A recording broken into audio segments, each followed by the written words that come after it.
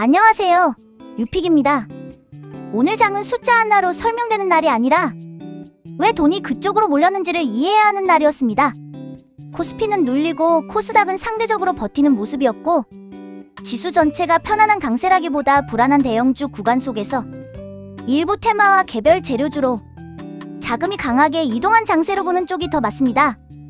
여기에 오늘 글로벌 배경으로는 미국과 이란의 협상이 결렬된 뒤 미국이 이란 항만에 대한 해상 봉쇄에 나서겠다고 발표했고, 그 여파로 유가가 급등하며 아시아 증시 전반에도 부담이 커졌습니다.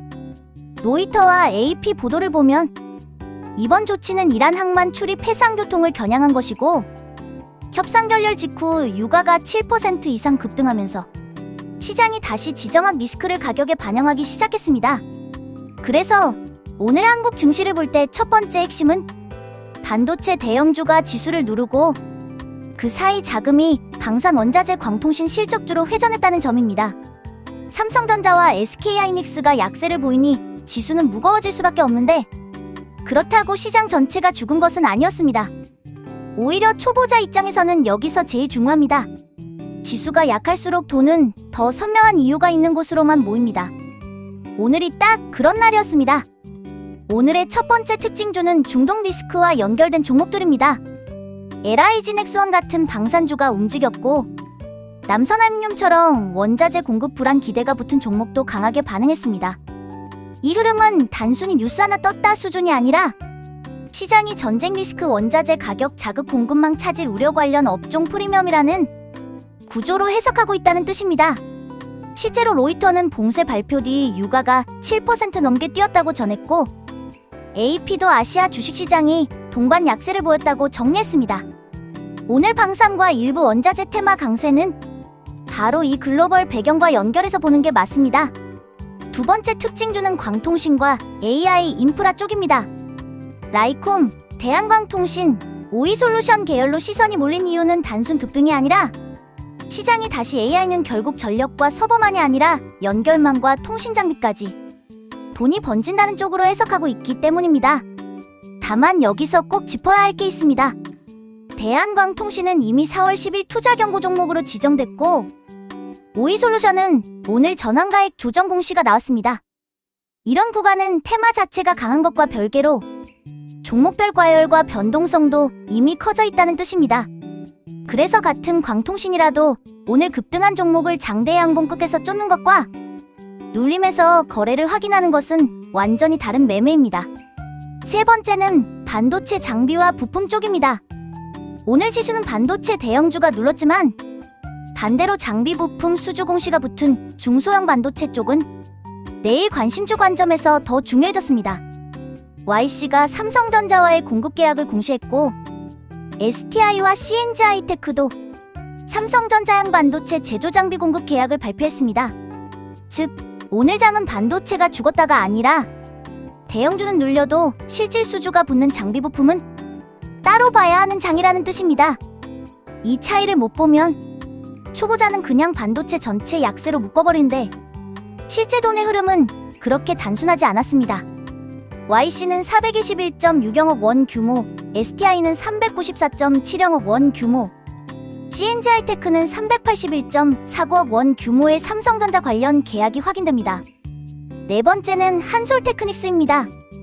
오늘 시장에서 한솔테크닉스가 강하게 반응한 배경은 단순 인수 기대감한 줄이 아니라 유상증자와 탑업인 지분 양수라는 자금 조달 구조가 동시에 얽힌 재편 이슈였다는 점이 중요합니다.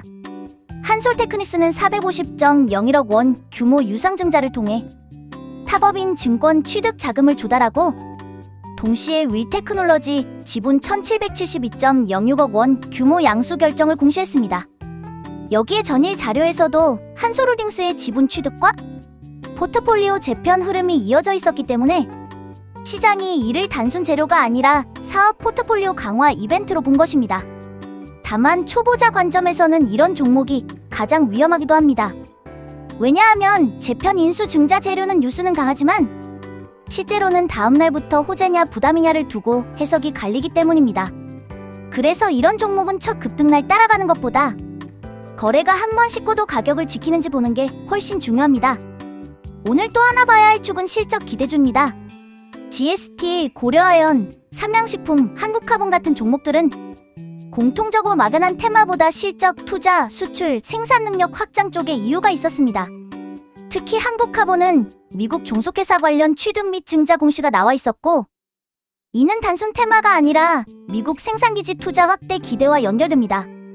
이런 종목들은 오늘 같은 불안한 장에서 더 눈여겨봐야 합니다. 이유는 간단합니다. 뉴스 장세가 끝나도 남는 것은 결국 실적과 투자이기 때문입니다. 한국화본은 미국 종속회사 지분 취득과 유상증자 결정이 확인됩니다. 이제 내일의 관심주로 넘어가겠습니다. 내일은 크게 세 가지로 보는 것이 좋겠습니다. 첫째는 중동 리스크 연장선입니다.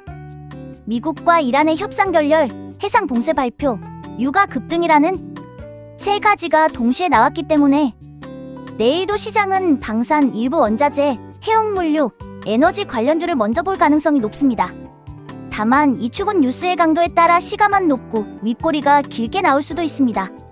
그래서 초보자는 관련주가 또 오르네만 보지 말고 시초가 갭이 과도한지 장중 눌림에서 거래가 다시 붙는지를 확인해야 합니다. 유가 급등과 봉쇄 관련 사실관계 자체는 오늘 글로벌 뉴스가 분명히 만들어준 재료입니다. 둘째는 반도체 장비 부품의 후속 반응입니다. 오늘 반도체 지수 기어 대형주는 약했지만 삼성전자양 공급 계약 공시가 여럿 나온 만큼 내일은 시장이 대형주는 부담, 중소형 수주주는 선별 구조로 다시 움직일 수 있습니다. 이런 날 초보자가 제일 실수하는 게 대장 급등주만 보는 것입니다. 오히려 더 좋은 자리엔 오늘 너무 튀지 않았지만 계약 공시가 확인된 종목이나 같은 밸류체인 안에서 아직 덜 움직인 종목에서 나오는 경우가 많습니다. 그래서 내일은 반도체 전체를 보는 게 아니라 수주가 확인된 장비 부품군이 거래대금 상위로 다시 올라오는지를 보는 게 핵심입니다. 셋째는 광통신과 AI 인프라의 과열 지속 여부입니다. 오늘은 강했지만 이미 일부 종목은 투자 경고나 단기 과열 이슈가 걸려있는 상태라 내일은 같은 섹터 안에서도 차별화가 나올 가능성이 높습니다. 즉, 테마 자체는 살아있어도 종목은 갈릴 수 있습니다. 그래서 내일 광통신을 본다면 가장 많이 오른 종목보다 거래량이 과하게 터지지 않았고 눌림 뒤 재상승 구조가 나오는 종목을 우선으로 보는 게 맞습니다. 오늘 제공 자료 기준으로 대한광통신 투자 경고, 네이블 기산텔레콤 단기 과열 예고가 이미 확인된 상태라는 점은 꼭 기억해야 합니다. 정리하면 오늘 장은 지수가 좋지 않아 보여도 실제로는 돈의 흐름이 아주 뚜렷했던 날입니다. 반도체 대형주가 눌리며 코스피를 무겁게 만들었고 그 빈자리에서 중동 리스크 수혜축, AI 인프라 축, 실적 공시 기반 종목으로 자금이 회전했습니다. 그래서 내일도 똑같이 중요한 건 무슨 종목이 오르냐가 아니라 돈이 계속 그쪽에 남아있느냐입니다. 오늘 급등한 종목을 무작정 따라붙는 것은 초보자에게 가장 위험한 선택이고 내일은 오히려 눌림에서 거래가 유지되는지 공시가 실제 후속 수급으로 이어지는지를 체크하는 날로 보는 게 맞겠습니다. 한 문장으로 끝내면 이렇습니다. 오늘은 지수보다 테마가 강했던 날이고 내일은 그 테마가 진짜 주도주로 남는지 가짜 급등으로 끝나는지 확인하는 날입니다. 그럼 구독, 좋아요 눌러주시고 내일도 증시 흐름 같이 확인하겠습니다.